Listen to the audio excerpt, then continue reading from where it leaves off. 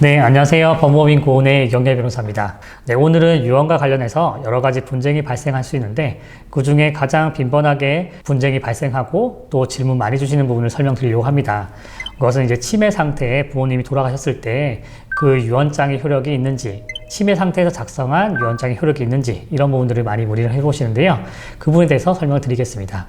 만약에 유언장으로부터 이제 불이익을 받는 상속인이라 한다면 어떻게든지 유언장의 효력을 무효로 만들어야 될 것입니다. 그래서 부모님이 치매 상태에 작성한 유언장이기 때문에 효력이 없다라는 주장을 하게 될 것이고요. 반대로 유언으로부터 이제 어떤 이익을 받는 분들은 유언장의 효력이 무효가 되지 않게끔 어떻게 해야 되는지 이제 그런 부분들을 많이 고민하실 것 같은데요. 오늘 그 쟁점에 대해서 설명을 드리겠습니다. 네, 치매 상태에서 유언장을 작성하면 무효가 되나요? 라고 문의를 해주시는데요. 유언도 법적인 의사 표시이기 때문에 의사 능력이 없는 자의 유언 작성 행위는 설령 형식을 잘 갖추고 있다고 하더라도 무효라고 보는 것이 맞습니다. 단 이 설명만 들으시면 치매 상태에서 작성한 유언장은 무효라고 생각할 수 있는데요. 그렇지는 않습니다. 치매 판단보다도 유언장을 작성할 당시에 의사 능력 있는 상태인지가 중요한 것입니다. 네, 이걸 이해하셔야 되는데요. 쟁점은 치매 진단을 받았느냐 여부가 아니라 유언장을 작성할 당시에 부모님의 정신 건강 상태가 어떠한지를 기준으로 보는 것입니다.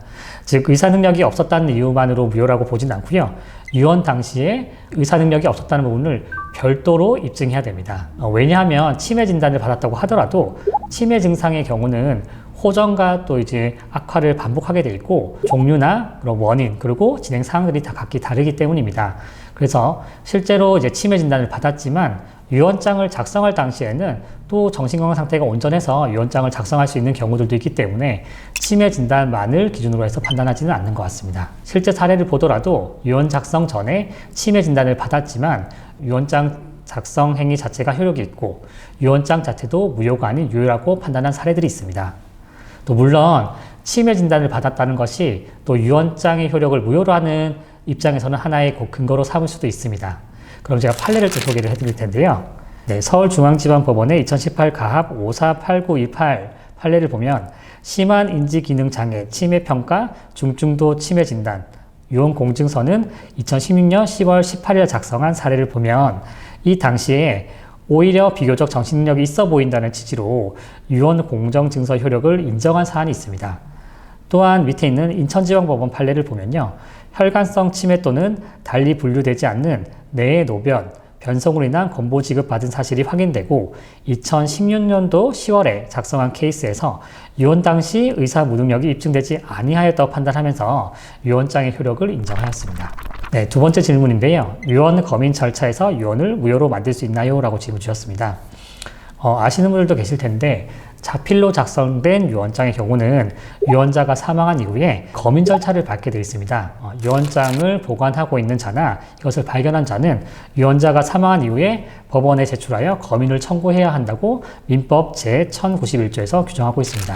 검인기일이 지정되면 법원이 청구인들을 소환하고 또 상속인들과 그 밖의 이해관계인들이 검인기일의 통지를 받게 되어 있습니다. 네, 이렇게 유언장에 관련해서 검인이라는 절차가 있다 보니 통지를 받은 상속인들은 일반인들 자연스럽게 이 검인 절차가 유언장의 무효나 유효를 다투는 절차라고 이해하는 분들이 있지만 사실은 그렇지 않습니다.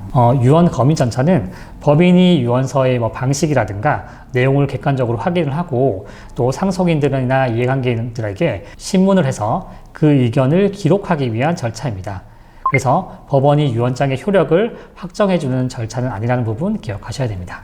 따라서 유언의 검인 절차가 이제 맞춰졌다고 하더라도 더 이상 유언장의 효력을 다투지 못하는 것이 아니고 각기 다른 이해관계인들이 유언의 무효를 다투고자 하는 분들이 계시다면 유언의 무효를 위한 소송을 진행할 수 있습니다. 해당 소송은 유언 효력 확인 소송이나 소유권 이전 등기 소송 같은 민사 사건에서 별도로 판단하게 되어 있습니다. 대신 주의하셔야 될 부분은 검인 절차 과정에서 상속인들 모두 이의가 없다고 한다면 수중자가 이제 유언장을 가지고서 바로 소유권 이전 등기를 해버릴 수 있기 때문에 따라서 유언장의 효력에 대해서 이의를 제기하는 입장이라면 그래도 검인 절차에 꼭 출석하셔서 이의를 제기하시는 게 좋습니다. 네, 유언의 효력을 다투기 위해서 유언 무효 소송 어떻게 진행하는지 어떤 내용인지 문의를 해주셨는데요. 만약 부모님이 치매 상태에서 작성한 유언장 자체가 무효라고 판단한다면 유언 무효 소송을 진행하십니다. 네, 앞에서 설명드린 것처럼 단순히 부모님이 치매 진단을 받았다는 것만으로는 부족하고요. 유언을 한 당시에 의사 능력이 없었다는 부분을 별도로 입증해야 됩니다. 네, 그 입증을 위해서 진료 기록을 확보해서 또 감정 신청을 하기도 하고요. 그 감정 결과가 상당히 좀 중요한 부분을 차지하는 것 같습니다.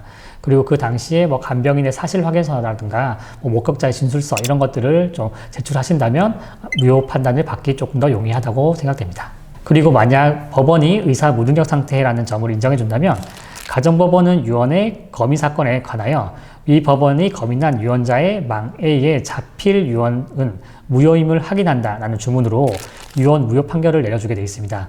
그러면 해당 유언장은 아예 없는 것이 되는 것이고요. 그러면 상속 지분에 따라서 상속받게 되는 것입니다. 혹시나 사후에 다른 형제들이 치매를 주장하며 유언 무효를 할까봐 우려된다면 어떻게 하면 될까요? 라고 질문 주셨는데요.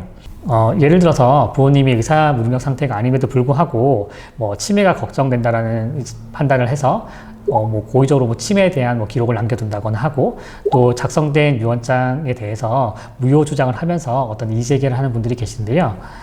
이런 경우에 유언을 할 당시에 그 동영상을 촬영을 해서 그 당시에 뭐 다른 질문에 대해서도 부모님이 뭐 또렷하게 이제 대답도 하시고 누가 보더라도 정신 건강 상태가 좀 온전하시다는 부분을 입증할 수 있게끔 좀 대화를 나눈다거나 이런 부분들을 같이 동영상 촬영을 해두신다면 아무래도 유언 무효가 되는 부분을 막을 수가 있습니다. 또한 자필 유언 증서보다는 이제 유언 공증을 좀 활용하시는 게 좋은데요. 아무래도 유언 공증의 경우는 그 공증 사무실에서 뭐 엄격하게 뭐 형식적 요건 갖추면서 진행을 하기 때문에 아무래도 유언 당시에 뭐 의사 능력이 있다고 판단하는 경우들이 많습니다. 또 추가적으로 뭐 미리 뭐 유언장을 작성하기 전후로 해서 진단서를 발급받아서 그 당시에 부모님의 건강 상태가 좋으시다는 부분을 확인할 수도 있겠고요. 그리고 간병인이나 뭐 제3자의 뭐 사실 확인서를 받아두시는 것도 좋은 방법이 될 것 같습니다. 네, 오늘은 뭐 치매 상태에서 부모님이 작성한 유언장의 뭐 효력을 뭐 어떻게 다툴 수 있고 또 이런 무효에 대한 다툼이 있을 때 어떻게 방어할 수 있는지 이런 부분을 말씀드렸습니다. 다음에도 유언장 작성에 대한 이야기를 해볼 텐데요. 조금 더 이제 자세한 내용으로 찾아뵙겠습니다. 네, 감사합니다.